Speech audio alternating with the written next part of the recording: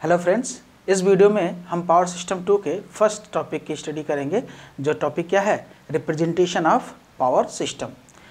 Definition में हमने जैसा बताया था कि पूरे पावर सिस्टम नेटवर्क में मेजर कंपोनेंट कौन कौन से हैं। ठीक है, सो वहाँ पे हमने डिस्क्राइब किया था generator, transmission line, transformer and load side पे synchronous motor and induction motor. ठीक है, सो ये सारे मेजर कंपोनेंट हैं जिसकी स्टडी हम यहाँ करेंगे कि उनको हम पावर सिस्टम नेटवर्क में यानी सिंगल लाइन डायग्राम में हम रिप्रेजेंट कैसे करेंगे। ठीक है, सिंगल लाइन डायग्राम में हर एक कंपोनेंट को हम उनके सिंबॉलिक रिप्रेजेंटेशन से रिप्रेजेंट करते हैं। ठीक है, लाइक अगर हम यहाँ पे देखें तो जनरेटर कोई भी जनरेटर हो, सिंक्रोनस जनरेटर हो या इंडक्शन जनरेटर हो, उसको हम किससे रिप्रेजेंट करते हैं? सिंपल इससे। ठीक है, एंड अगर कोई भी ग्राउंडिंग यहाँ पे प्रोवाइडेड है तो हम यहाँ पे शो कर देते हैं कि इसका न्यूट्रल जो है वो रेजिस्टेंस ग्राउंडिंग है या रिएक्टेंस ग्राउंडिंग है। जो भी ग्राउंडिंग है यहाँ पे रेजिस्टेंस या इंडक्टेंस दिखा के हम यहाँ पे शो कर देंगे सिंगल लाइन डायग्राम में। ठीक है, नेक्स्ट कंपोनेंट की अगर हम बात करें तो क्या होता है? ट्रांसफार्मर। ठीक है, ट्रांसफार्मर। ठीक है, एंड ट्रांसफार्मर में मैंने कहा था single phase transformer and 3 phase transformer. ठीक है, सिंगल फेज ट्रांसफार्मर हो या 3 फेज ट्रांसफार्मर हो, दोनों को हम इससे रिप्रेजेंट कर सकते हैं। ठीक है, अगर केवल प्राइमरी एंड सेकेंडरी वाइंडिंग है तो। अगर टर्सरी वाइंडिंग है तो हम पावर सिस्टम में यानी सिंगल लाइन डायग्राम में ट्रांसफार्मर को हम इस तरीके से रिप्रेजेंट करते हैं, यानी 2 कॉइल हम शो कर देते हैं सेकेंडरी साइड। ठीक है, या 2 कॉइल हम रख देंगे प्राइमरी साइड। ये किसके लिए है? जब ट्रांसफार्मर में प्राइमरी वाइंडिंग, सेकेंडरी वाइंडिंग के साथ साथ टर्सरी वाइंडिंग भी हो। ठीक है, अदरवाइज नॉर्मली हम इससे रिप्रेजेंट करते हैं। ठीक है, एंड अगर ये 3 फेज ट्रांसफार्मर है तो इनके स्टार एंड डेल्टा कॉन्फ़िगरेशन के बेसिस पे हम यहाँ पे डेल्टा एंड स्टार मेंशन कर देते हैं, जिधर भी डेल्टा हो या जिधर भी स्टार हो। ये क्या स्पेसिफाई कर रहा है कि primary side means this side is delta connected winding and this side is star connected. ठीक है, अगर ग्राउंडेड है तो हम यहाँ पे सॉलिडली ग्राउंडेड है, सॉलिडली दिखा देंगे। ठीक है, अगर कोई रेजिस्टेंस या रिएक्टेंस के थ्रू ग्राउंडेड है तो हम उसको यहाँ पे शो कर देंगे इस ग्राउंडिंग पाथ पे। ठीक है, तो ये तो हो गया ट्रांसफार्मर के लिए। ठीक है, नेक्स्ट चलते हैं ट्रांसमिशन लाइन। ठीक है, transmission line and transmission line को हम बहुत ही सिंपली एक लाइन से रिप्रेजेंट कर देते हैं। ठीक है, दूसरा बस बार हो गया। ठीक है, बस बार ये सिंगल फेज हो गया। ठीक है, ये क्या हो गया? Single phase. एंड 3 फेज के लिए क्या हो गया? ये हो गया 3 फेज के लिए सिंगल लाइन डायग्राम। बस बार के लिए देखें तो एक वर्टिकल लाइन खींच देते हैं और ये क्या हो जाता है? बस बार। ठीक है, नेक्स्ट कंपोनेंट की बात करें तो क्या हो जाएगा? इंडक्शन मोटर, इंडक्शन और सिंक्रोनस मोटर। चूँकि ये दोनों एक टाइप के लोड ही हैं, इंडस्ट्रियल लोड हैं, इनको हम रिप्रेजेंट करते हैं सिंपली एक सर्किल के अंदर एम से। और अगर इसमें कोई ग्राउंडिंग दिया हुआ है, न्यूट्रल पॉइंट अगर ग्राउंडेड है, सॉलिडली या रिएक्टेंस ग्राउंडेड है, तो हम यहाँ पर रिएक्टेंस या रेजिस्टेंस शो करके हम इन्हें ग्राउंडिंग से दिखा देंगे। और इस तरीके से हम इंडक्शन मोटर या सिंक्रोनस मोटर को रिप्रेजेंट करते हैं। ठीक है, नेक्स्ट आपका आता है सीटी। ठीक है, यानी current transformer. And current transformer को हम किससे डिनोट करते हैं? इस तरीके से। ठीक है, ये किसका रिप्रेजेंटेशन है?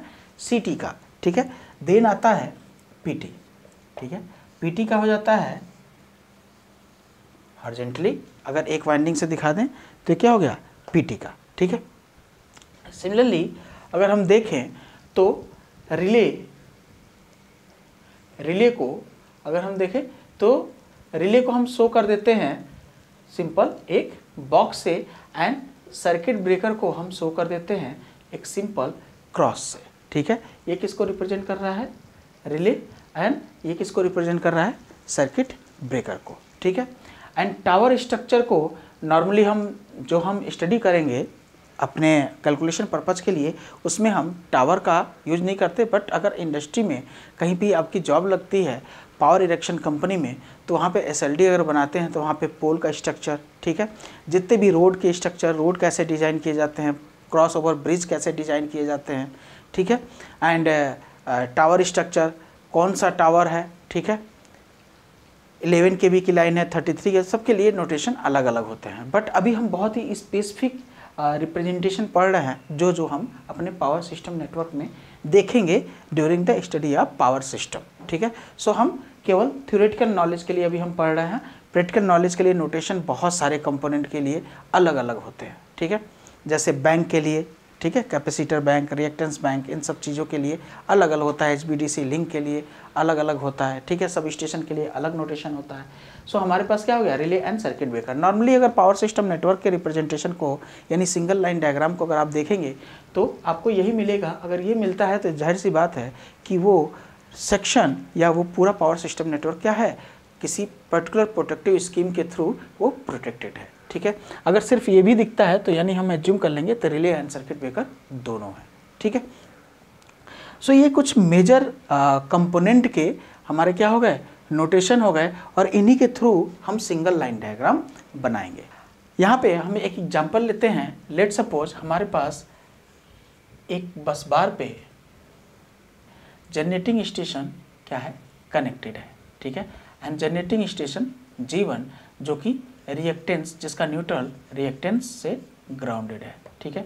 ये जनरेटिंग स्टेशन 1 हो गया, और यहाँ पे एक स्टेप अप ट्रांसफार्मर है, ठीक है, जो कि इसके वोल्टेज लेवल को अप कर रहा है, ठीक है। देन एक और जनरेटिंग स्टेशन है G2 जो अगेन जिसका न्यूट्रल पॉइंट क्या है, रिएक्टेंस ग्राउंडेड है, एंड अगेन ये भी एक ट्रांसफार्मर के थ्रू ये क्या कर रहा है, वोल्टेज को स्टेप अप कर रहा है, ठीक है। एंड इस ट्रांसफार्मर की ग्राउंडिंग कंडीशन क्या है, सॉलिडली ग्राउंडेड, और इधर क्या है, डेल्टा, इधर क्या है, सॉलिडली ग्राउंडेड, और इधर क्या है, डेल्टा, ठीक है। नेक्स्ट सेक्शन हम देखें तो यहाँ से अब पावर जनरेट होके स्टेप अप होके एक बस बार पे आ चुका है 2 जनरेटिंग स्टेशन से। अब कहाँ जाएगा, ट्रांसमिशन के थ्रू लोड सेंटर पे। सो ट्रांसमिशन के लिए हम अगेन जो भी वोल्टेज लेवल है हम चाहे तो उसे और भी अप कर सकते हैं या सेम वोल्टेज लेवल पे ट्रांसमिट कर सकते हैं। लेट सपोज हमें वोल्टेज को और भी अप करने की ज़रूरत है क्योंकि लॉन्ग डिस्टेंस कवर करना है पावर ट्रांसमिशन के ड्यूरेशन में। सो हमने इसे क्या कर दिया, अप कर दिया। ये क्या रिप्रेजेंट कर रहा है, ट्रांसमिशन लाइन। ये क्या हो गया, T1, ये क्या हो गया, T2, ये हो गया T3, ठीक है।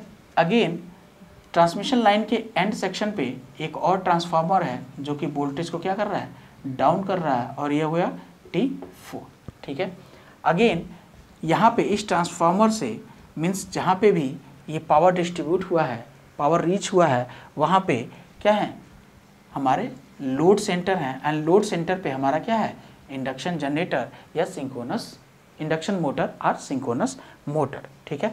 एंड स्टैटिक लोड, लोड को हम ऐसे डिनोट कर देते हैं, स्टैटिक लोड को, ठीक है। This one is static load, ठीक है। यहाँ भी ट्रांसफार्मर का स्पेसिफिकेशन दे सकते हैं, ये डेल्टा और ये स्टार सॉलिडली ग्राउंडेड, ठीक है।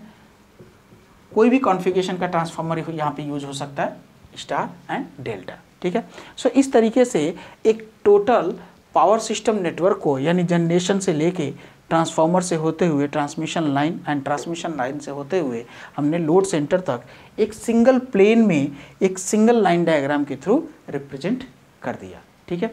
डायग्राम को देख के आप क्या कह सकते हैं कि ये 100 किलोमीटर के डिस्टेंस में फैला हुआ एक पावर सिस्टम नेटवर्क है, नहीं। सो सिंगल लाइन डायग्राम का क्या फ़ायदा है कि एक लार्ज पावर सिस्टम नेटवर्क को क्या करते हैं, सिंक करके, और हम एक प्लेन पे एक सिंगल लाइन डायग्राम से रिप्रेजेंट कर देते हैं, ठीक है। तो ये आपका क्या हो गया, सिंगल लाइन डायग्राम, ठीक है। इसी तरीके से और भी जितने भी पावर सिस्टम नेटवर्क होंगे उन सबको क्या कर सकते हैं, सिंगल लाइन डायग्राम से यहाँ रिप्रेजेंट कर सकते हैं। अगर उनके बीच में कोई इंटरकनेक्शन है तो जिस भी बस बार से वो इंटरकनेक्टेड हैं वो हम क्या कर देंगे, उसे इंटरकनेक्ट कर देंगे, ठीक है। नेक्स्ट चलते हैं representation of power system component में। हमने अभी तक क्या देखा, सिंगल लाइन डायग्राम, ठीक है। सिंगल लाइन डायग्राम पढ़ने के बाद अब हम देखेंगे इम्पीडेंस डायग्राम, इम्पीडेंस डायग्राम, ठीक है। सो इम्पीडेंस डायग्राम पे जाने से पहले सबसे पहले हम ये देख लेते हैं कि जो भी हमारे पावर सिस्टम इक्विपमेंट हैं उनको उनके इक्विवेलेंट मॉडल से कैसे कैसे रिप्रेजेंट करते हैं, ठीक है। So major equipment again recall करिए, यानी सबसे पहला क्या हो गया, सिंक्रोनस जनरेटर, सिंक्रोनस जनरेटर, ठीक है। सो सिंक्रोनस जनरेटर को अगर रिप्रेजेंट करने की बात करें, यानी इक्विवेलेंट इम्पीडेंस डायग्राम से सिंक्रोनस जनरेटर को कैसे रिप्रेजेंट किया जा सकता है। सो सिंक्रोनस जनरेटर को उसके armature reactance and armature resistance को उस सिंक्रोनस जनरेटर के इंड्यूस्ड ईएमएफ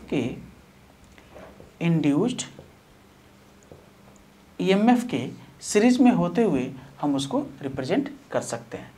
जैसे कि यहाँ पे क्या होगा, ये RA और ये क्या हो गया, XA, where RA is the armature resistance of synchronous generator and XA is the armature reactance of the synchronous generator, ठीक है। And EF is the induced, EF नहीं EA रख लें, ठीक है। EA is the induced voltage in the synchronous generator, ठीक है। सो इस तरीके से हम एक सिंक्रोनस जनरेटर को उसके इक्विवेलेंट मॉडल से रिप्रेजेंट कर लेते हैं, ठीक है। उसके बाद आता है second,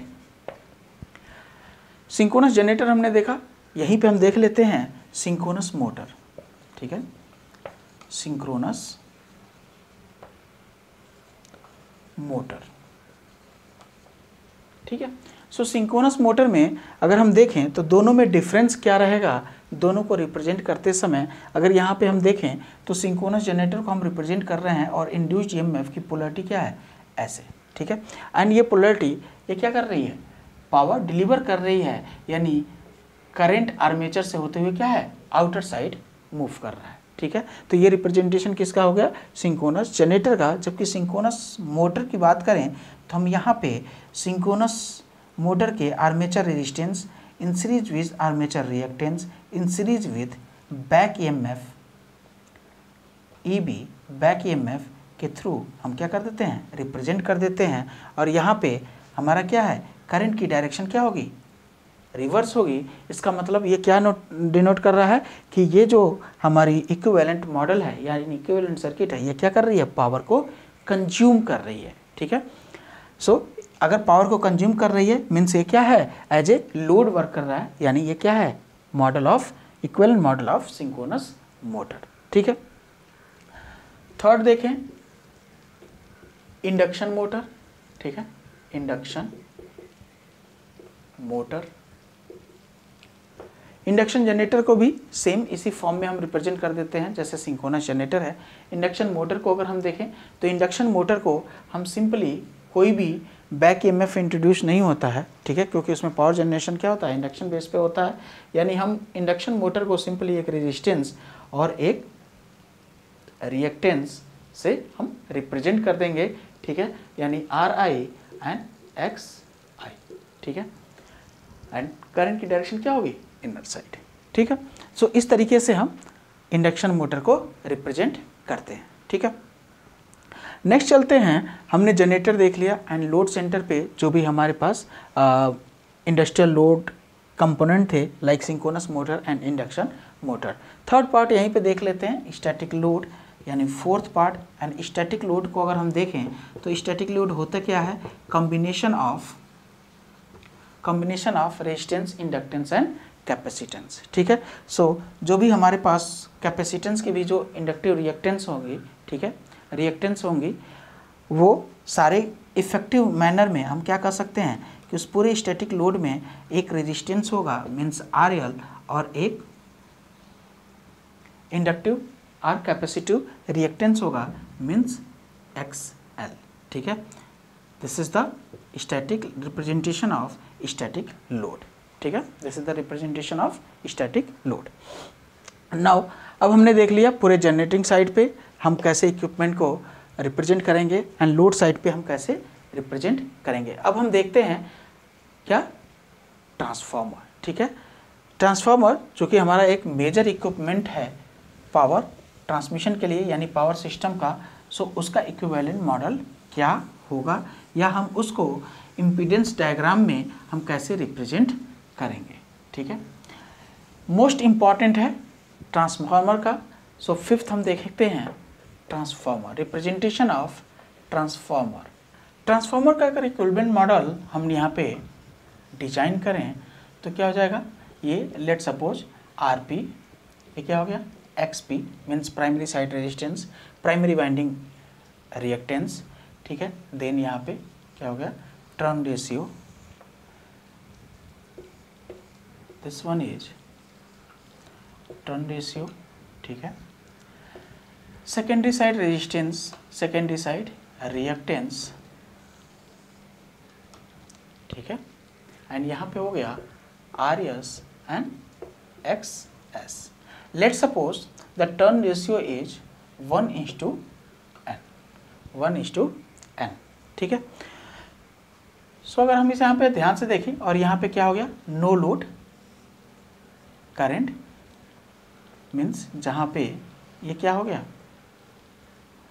iron core loss component of the no load current means I0, this is the no load current, and to represent the no load current we will design here the iron core loss component of the current means IE, and here we will have the IM means magnetizing component of the current IM।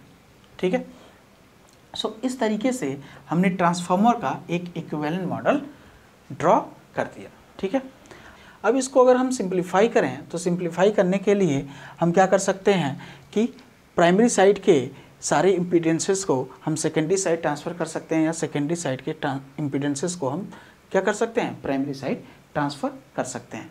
अगर हम secondary side के impedance को primary side transfer करें तो हम क्या देखेंगे, देखिए this one is R P, this one is X P, here we have no load current component for I0 means IE iron core loss component, iron magnetizing component।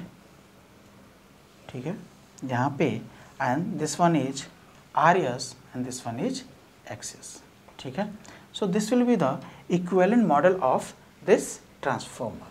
ठीक है, this will be the equivalent model of the transformer. और चूंकि हमने secondary side के impedance को primary side हमने क्या किया है ट्रांसफ़र किया है, एंड प्राइमरी साइड जब भी ट्रांसफ़र करते हैं तो जो भी इक्विवेलेंट इम्पीडेंस यहाँ पे अवेलेबल होगा वो किस फॉर्म में होता है, लाइक आर एस अगर प्राइमरी साइड जा रहा है तो प्राइमरी साइड का टर्न क्या होगा ऊपर होगा, एंड एन क्या होगा नीचे होगा, यानी यहाँ पे क्या होगा R S by N square, और यहाँ पे क्या होगा एक्सेस बाई एन स्क्वायर।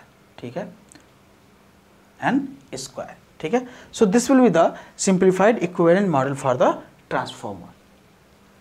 इस सर्किट को अगर हम और भी सिंप्लीफाइड करें तो यहाँ पे हम एजम्पशन क्या मान सकते हैं कि जो भी हमारे ट्रांसफार्मर के थ्रू जो भी हमारा करंट डिलीवर होगा वो क्या होगा much greater than I naught, यानी I will be much greater than I naught. ठीक है, so we can neglect the all the shunt parameter from this transformer. ठीक है, सो हम इसको अगर और सिंप्लीफाइड करें तो हम इसे क्या बना सकते हैं, एक सिंपल इस शंट पैरामीटर को नेग्लेक्ट करेंगे तो रेजिस्टेंस एंड रेजिस्टेंस क्या है सीरीज में, इंडक्टेंस क्या है सीरीज में, ये दोनों आपस में क्या हो जाएंगे ऐड हो जाएंगे, और हमारा ट्रांसफार्मर का इक्विवेलेंट मॉडल मिलेगा R equivalent and X equivalent. ठीक है, सो इस तरीके से हम अपने पूरे ट्रांसफार्मर को एक सिंपल इक्विवेलेंट इम्पीडेंस से रिप्रेजेंट कर सकते हैं। ठीक है, तो ये हो गया ट्रांसफार्मर का रिप्रेजेंटेशन। ठीक है, नेक्स्ट अगर हम देखें तो नेक्स्ट आता है ट्रांसमिशन लाइन। ट्रांसमिशन लाइन को हम रिप्रेजेंट करते हैं शॉर्ट ट्रांसमिशन लाइन से, short or medium transmission line, and medium में भी दो टाइप के होते हैं, nominal T and nominal pi model. जो भी इफेक्टिव रिस्पांस हमें देखना है वो क्या देखना है फॉल्ट करंट का, एंड फॉल्ट करंट के लिए हमारे लिए short transmission line representation sufficient होती है, यानी हम पूरे ट्रांसमिशन लाइन को एक simple resistance and equivalent reactance से रिप्रेजेंट कर देंगे जस्ट लाइक अ ट्रांसफार्मर। ठीक है।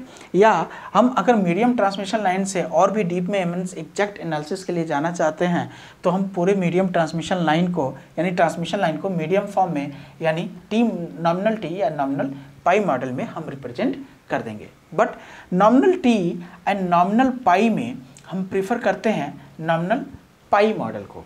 नॉमिनल पाई मॉडल को क्यों करते हैं? क्योंकि नॉमिनल टी में देखेंगे तो नॉमिनल टी क्या दे रहा है? 3 नोड दे रहा है, ठीक है। तो नोड नंबर ऑफ नोड क्या बने? 3, ठीक है। यानी जंक्शन को क्या कर देता है? इंक्रीज कर दे रहा है। जबकि नॉमिनल पाई में देखें तो हमारे पास केवल क्या है? 2 ही नोड है, ठीक है। सो ये जो ट्रांसमिशन लाइन का मॉडल है, रिप्रेजेंटेशन मॉडल है, ये नॉर्मली हम शॉर्ट ट्रांसमिशन लाइन से रिप्रेजेंट करते हैं for the purpose of fault analysis और नॉमिनल पाई मॉडल से रिप्रेजेंट करते हैं for the purpose of load flow analysis, ठीक है।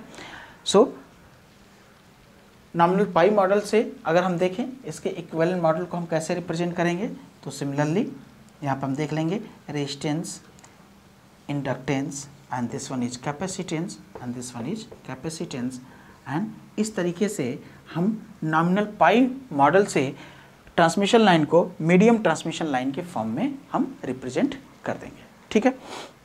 सो नेक्स्ट चलते हैं अब इम्पीडेंस डायग्राम पे, जो कि हमने सारे कंपोनेंट का इक्विवेलेंट मॉडल देखा कि हम कैसे कैसे रिप्रेजेंट कर सकते हैं।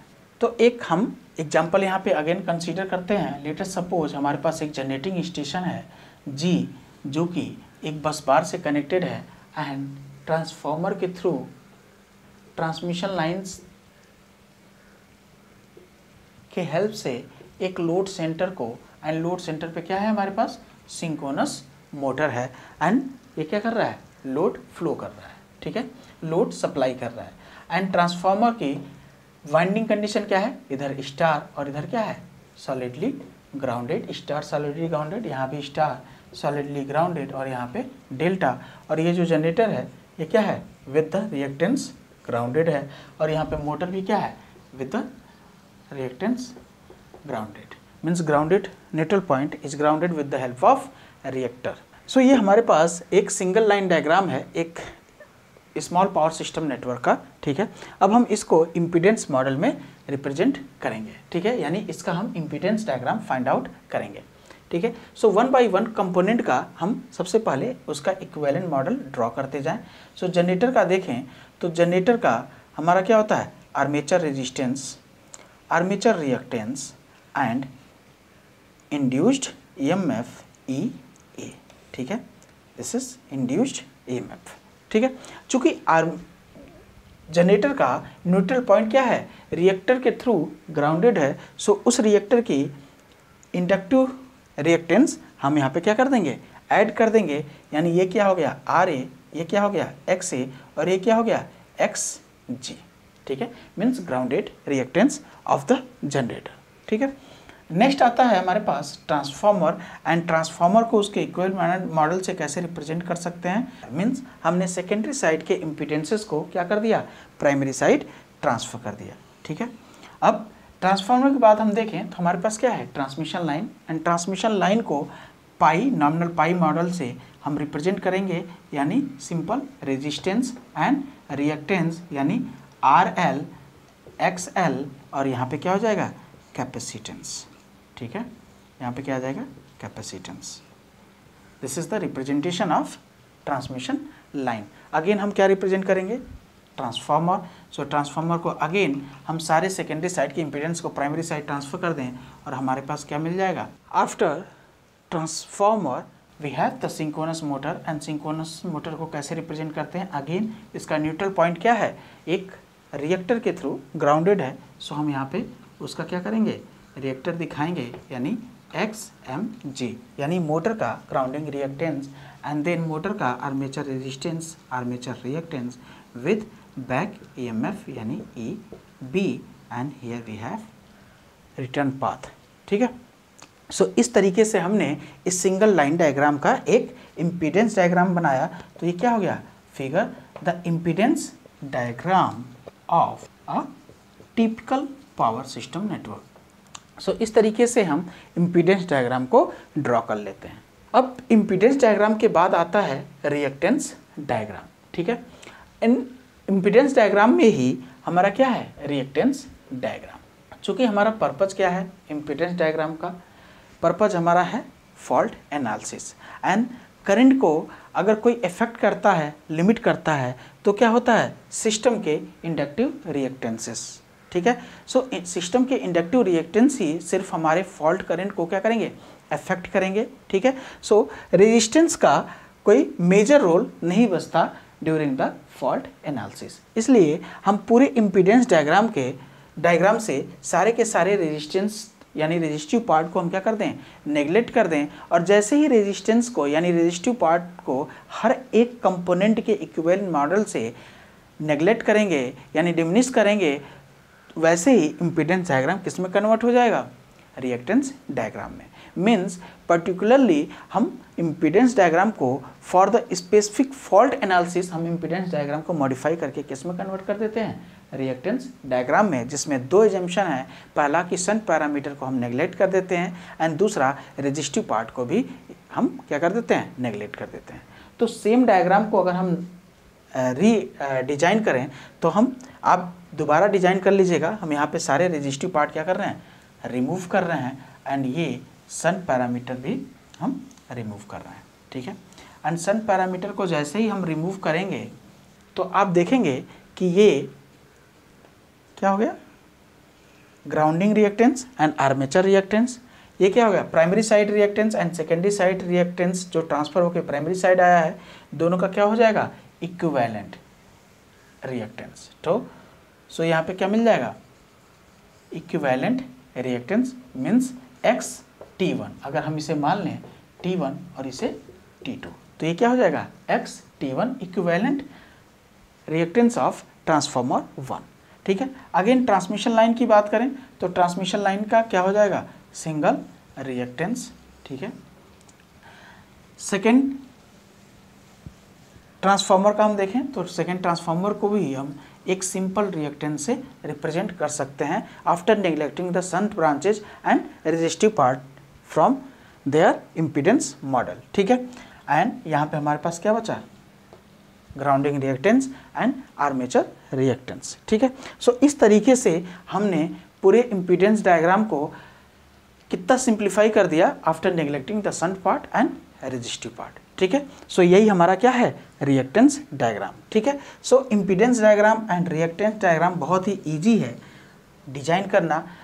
अब इसके बाद हमारा नेक्स्ट स्टेप बचता है कि इन सारे रिएक्टेंस की वैल्यू एंड इन सारे वोल्टेज लेवल की वैल्यू हम पर यूनिट में डिफाइन करेंगे। ठीक है, पर यूनिट में हम क्यों डिफाइन करते हैं उसका हम डिटेल में स्टडी करेंगे। अभी फ़िलहाल के लिए ऐसा इसलिए है क्योंकि पर यूनिट क्या कर देता है, पूरे वैल्यू को क्या कर देता है, कॉम्पैक्ट कर देता है यानी नैरो रेंज में ला देता है। एंड दूसरा एक मल्टीपल वोल्टेज लेवल की सर्किट को एक सिंगल वोल्टेज लेवल की सर्किट में कन्वर्ट कर देता है।